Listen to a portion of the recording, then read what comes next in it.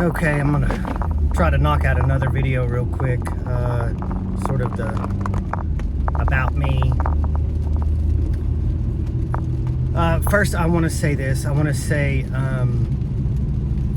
that there are real people, affected in these stories. And, I've tried to make amends as best I can. I feel like I have it as best I can.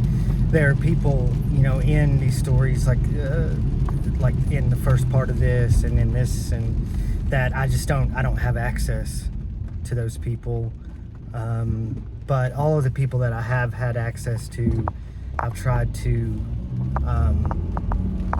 genuinely apologize to and try to make right. And that's probably a pretty dramatic way to start the video, but I mean, I think it's a part of reality that, a part of living, that you're going to hurt people. And, that's not really an excuse for it. It's just kind of the way it is, and it sucks. It's a sucky part of life. You're going to hurt people and people are going to hurt you. You're going to let people down and people are going to let you down. But anyway, so after I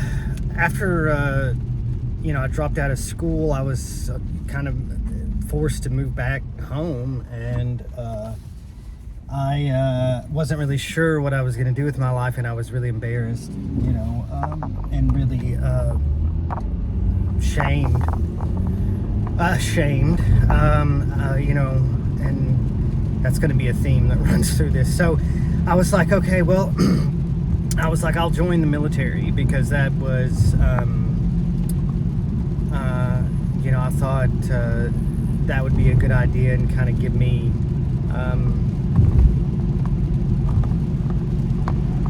a path,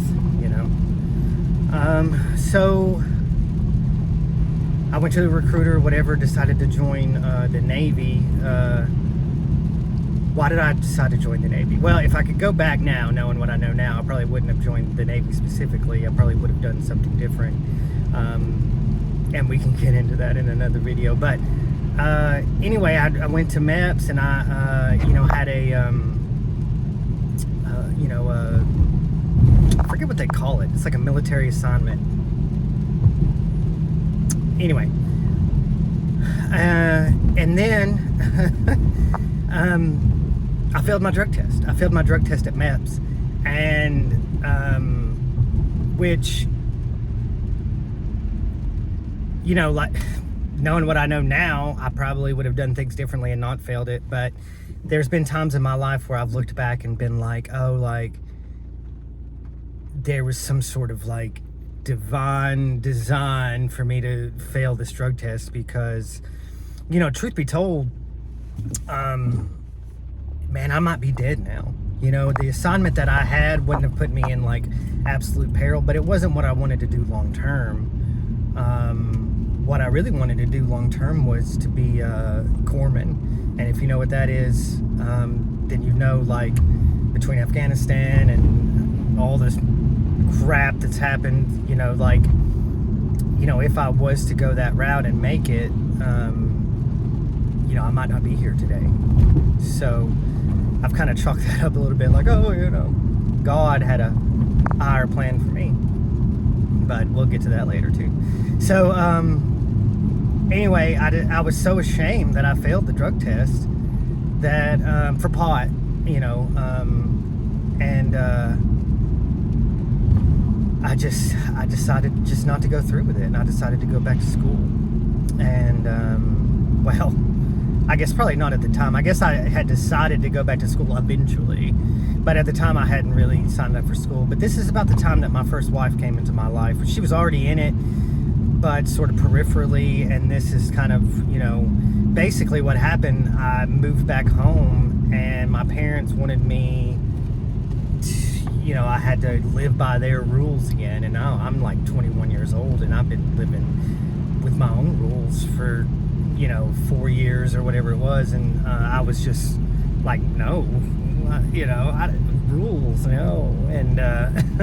And eventually it basically got to the thing where I'm like, I gotta get out of here. So I ended up moving in with what would be my wife eventually, my first wife, and yeah, there's some psychological. I don't know if I've got time to do it right now, but so I guess you would say up to this point in life, like I'm so like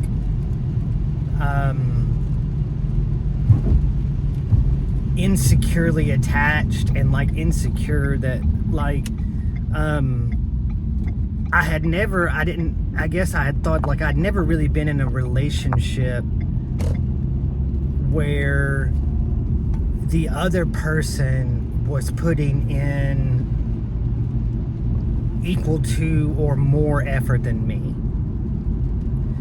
And so this was the first time that somebody like, it seemed like somebody like really wanted me, like a woman really wanted me, and ever. And it was like there was some like seemingly maybe some like safety and security in that. And there were issues. Had been issues from the very beginning because I wasn't like, this wasn't what I really wanted. Like the complete package wasn't really what I wanted. But I think that the desire to be wanted by another person and feeling cared for by another person and feeling like the other person like truly loves you and is so powerful that it's really hard to even override that, even if this is a bad idea and that this isn't going to work long term. So I've probably not said this to many people, but like when I got married to her almost with this thing in the back of my head, like, I don't think this is going to work out long term. Like I sort of knew that it wasn't going to, because it wasn't really all together what I wanted. But it was safe, and here this person really wants me and really wants to be with me. And,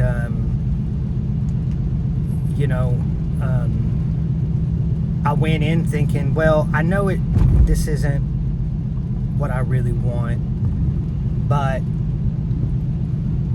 maybe I can force it, maybe I'll change, if I just, we're going to give it the good, college try, or I don't know that that's the thing, but whatever it is, that good, we're going to give it a go and hope, that this works out long term. Don't think it will, but maybe if I try hard enough, it will. And I think I did pretty good. I did pretty good for about a year, almost, maybe almost exactly, I don't know. And then I started seeking attention from other women, and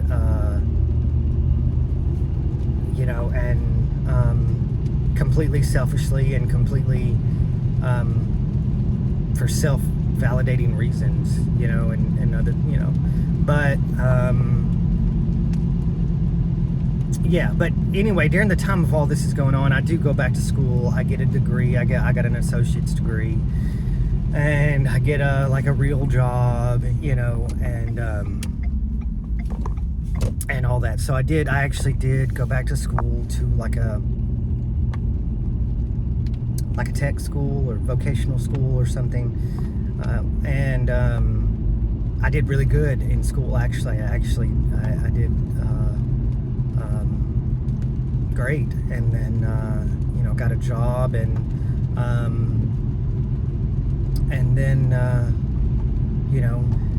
this is also the time where I'm really active in church. So one of the things that was attractive about this initial marriage was that we were of the same religion. So when I went to college, religion sort of fell by the wayside.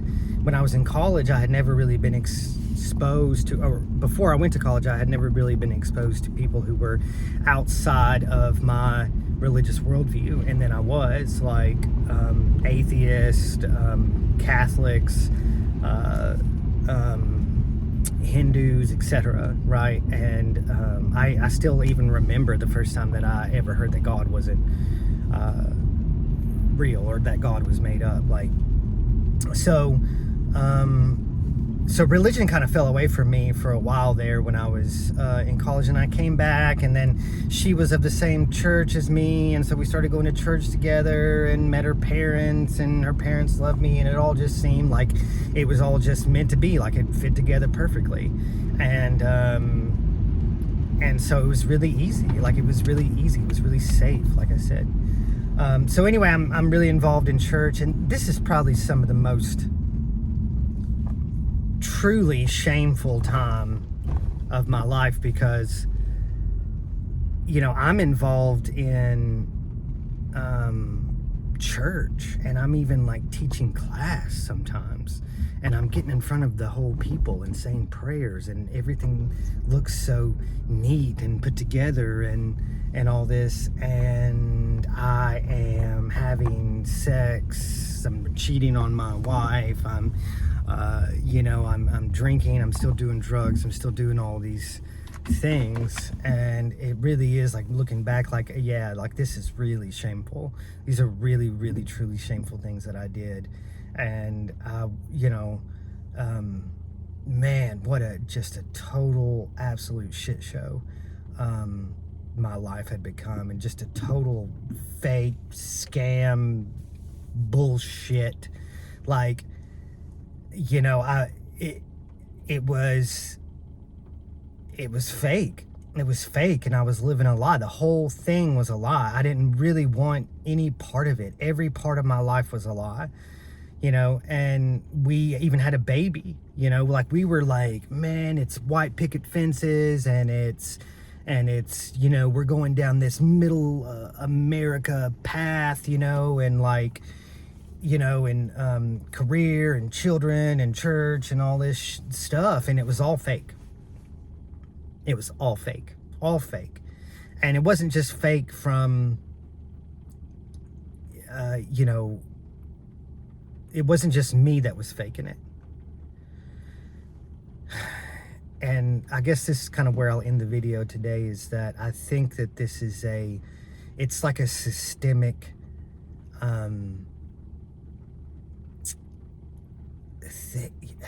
it's like this bullshit that we were sold, the American dream, and I mean, I'm about to do a home inspection in this, gated, golf course community, and it's like, I'm gonna go on a tangent and just say shit, is that all of these motherfuckers are fake as shit.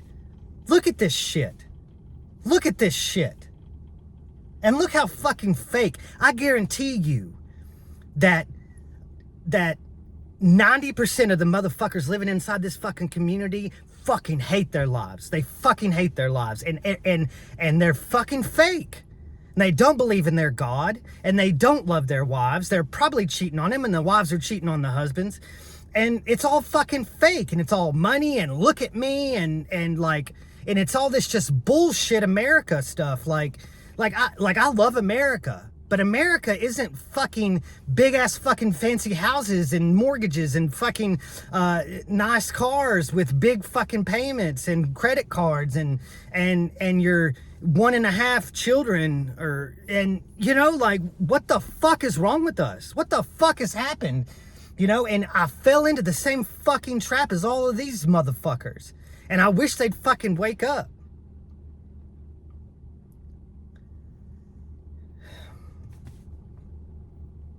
Maybe they will. I don't know.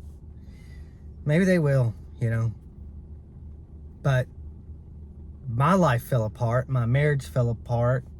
All of this fake facade of a house of cards fell apart, like it does for so many other people. And And then you're left trying to figure out what went wrong and pick up the pieces, and like feeling like shit and feeling like you let everybody down and feeling shame. And damn, dude, it wasn't 100% your fault because you believed a fucking lie. Someone told you a fucking lie and you believed it and you went in that direction, and damn if that shit didn't just come falling fucking down. And that's the truth. That's the truth for most of the people in this community right here, and it's the truth for most people in your community. That's one of the points of the video that I made earlier, that I'm probably going to make another one, and I'm going to have to keep going back and reflecting on this, is that, dude, stop letting people tell you what to do. Stop letting people tell you what to do. Find your authentic self. Find your authentic self. And one of my mentors, whether he's a good influence or not, he has a saying that I'll never forget, and he got it from somebody else, but he'll pass it on to you. He passed it on to me, and I'm going to pass it on to you, and it's this: be the best, fuck the rest.